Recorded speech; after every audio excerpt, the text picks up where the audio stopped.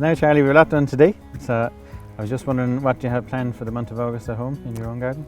I know for myself I'll be harvesting vegetables. So I have broccoli or cauliflower coming along. I have carrots that need to be pulled. I have loads of blackcurrants and raspberries, so I'll be doing that. I'll probably be deadheading as well in the borders, mowing the lawn, that kind of stuff. What about yourself? Well, I have planned now to catch up on hedges because I have beech hedges that need to be trimmed ideally before the winter. I have box plants to shape as well. I got some of these shaped box plants, the topiary ones. Need to do those. I was planning on feeding the lawn because if I do that in the month of August, it's always better before winter and autumn come on too much.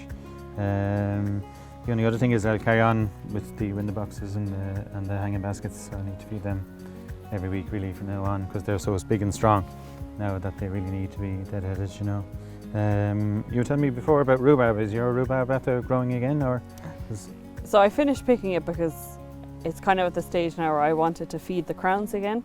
So whatever I have harvested up to now, I've either used or I've frozen. So I've kept it in the freezer. So now I want to keep the crowns nice and healthy so I get a nice crop next year.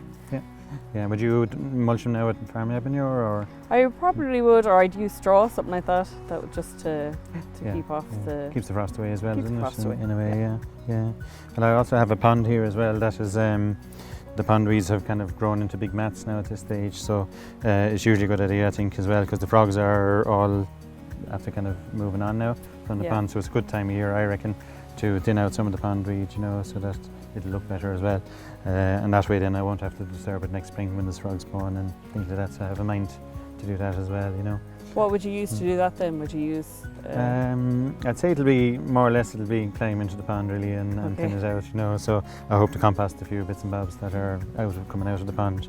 I always think it's probably okay to do about half of the pond at one time so that you're not disturbing the insects too much. That there's always, you know, a safe harbour for them.